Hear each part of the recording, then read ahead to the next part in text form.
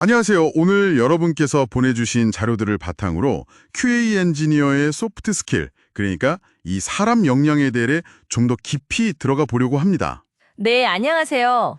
기술 역량도 물론 중요하지만 자료들을 보면 이제 소프트 스킬이 QA 전문가에게 정말 핵심적인, 어쩌면 그 이상이 되고 있다, 이런 얘기가 많더라고요. 네, 맞습니다.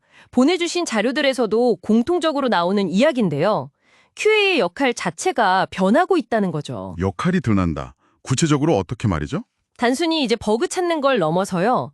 팀 안에서 어떤 품질 문화를 좀 이끌고 또 사용자 경험을 더 깊이 이해하고 프로젝트 성공에 직접 기여하는 역할로요. 아, 그렇군요. 네, 특히 요즘 많이 쓰는 에자일이나 데브옵스 환경. 여기서는 기술만 가지고는 좀 한계가 있다는 게 여러 사례로 나오는 것 같아요. 네, 바로 그 지점인데요. 왜 그 애자일이나 데브옵스 이런 게 확산되면서 소프트 스킬이 갑자기 더 중요해졌을까요? 자료 보니까 빠른 피드백이랑 긴밀한 협업, 이게 좀 키워드 같던데요? 정확합니다. 에자일은 아시다시피 짧은 주기로 결과물을 내고 또 피드백을 바로바로 반영해야 하잖아요. 네, 그렇죠. 여기서 QA는 이제 개발 초기부터 참여해서 계속 의견을 주고받는 품질 파트너가 되어야 하는 거죠. 아, 파트너. 네, 그냥 마지막 단계에서 문지기 역할만 해서는 이런 빠른 속도나 협업 요구를 따라가기가 어렵거든요. 그래서 바로 의사소통 능력, 협업 능력 이런 게 정말 필수가 되는 겁니다. 기술적인 결함 보고뿐 아니라 이게 왜 문제인지, 어떻게 개선할지 이런 걸 잘 전달해야 한다는 거군요. 맞습니다. 효과적으로 소통하는 게 중요하죠. 그렇군요. 그럼 구체적으로 어떤 소프트 스킬들이 중요할까요? 자료에도 여러 개가 있었는데 가장 중요한 거 몇 개만 좀 짚어주시죠. 첫 번째는 역시 의사소통 능력이겠죠? 네, 그건 아무리 강조해도 지나치지 않죠. 한 자료에서는 부정확한 소통이 프로젝트 지연의 숨겨진 원인일 수 있다, 이렇게까지 얘기하더라고요. 맞아요. 명확하고 간결하게 버그 리포트 쓰는 거. 이건 기본 중에 기본이고요. 네네. 근데 거기서 더 나아가서 이 이슈와 얼마나 심각한지, 사용자한테 어떤 영향을 미칠지 이런 거를 개발팀이나 기획팀이 딱 이해할 수 있게 전달하는 능력이죠. 아, 오해 없이 전달하는 것. 네, 그것만 잘 돼도 개발 효율이 확 올라가고요. 또 QA팀 전체에 대한 신뢰도도 달라지거든요. 듣고 보니 의사소통은 결국 협업 및 팀워크랑 바로 연결되네요. 그쵸, 뗄 수가 없죠. 자료 중에 좀 흥미로웠던 게 개발자와의 적절한 거리 조절, 이런 표현이었어요. 너무 가깝지도 멀지도 않게. 이게 뭘까요? 아, 네, 그 부분.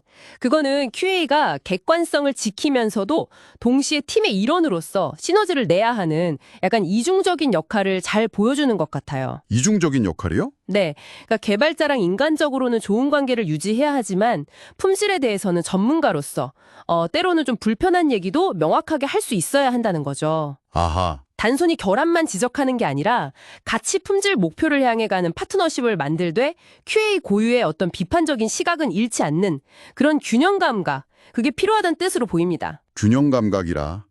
듣고 보니 비판적 사고 능력하고도 이어지네요. 그냥 주어진 대로만 보는 게 아니라 왜? 라고 묻는 거예요.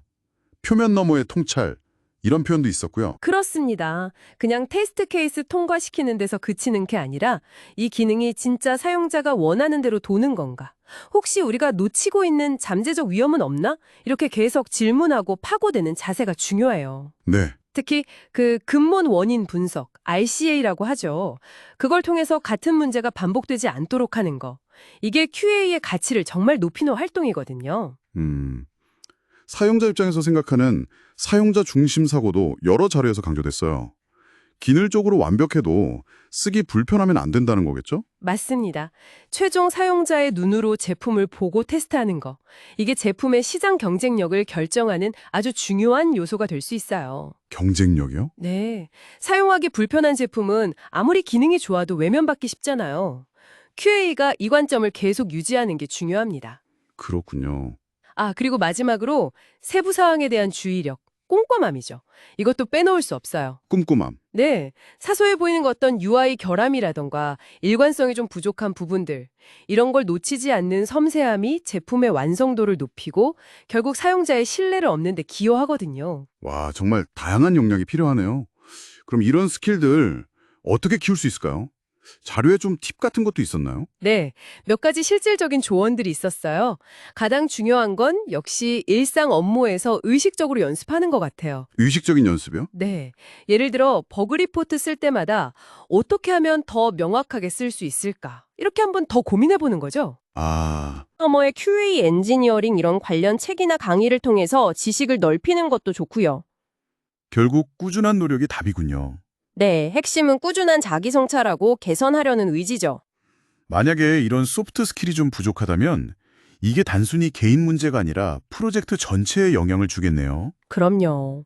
자료에서는 심하면 프로젝트 실패까지 갈 수도 있다 이렇게 경고하던데요. 네, 그렇습니다. 의사소통이 잘 안 되면 팀 안에 갈등 생기고 비효율이 커지고요.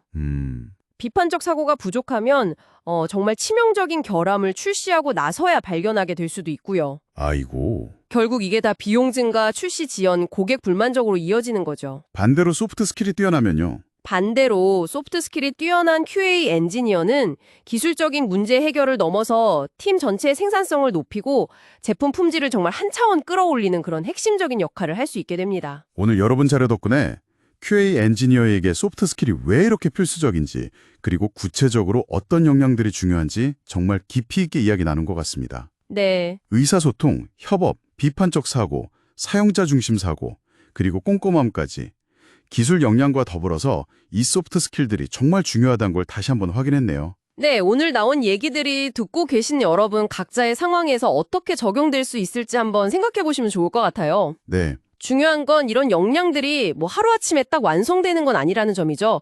매일매일 업무 속에서 꾸준히 연습하고 또 돌아보는 과정이 꼭 필요합니다. 오늘 나눈 이야기들을 바탕으로 여러분의 일상 속 작은 상호작용 하나하나를 소프트 스킬을 연말 기회로 삼아보시면 어떨까 싶습니다.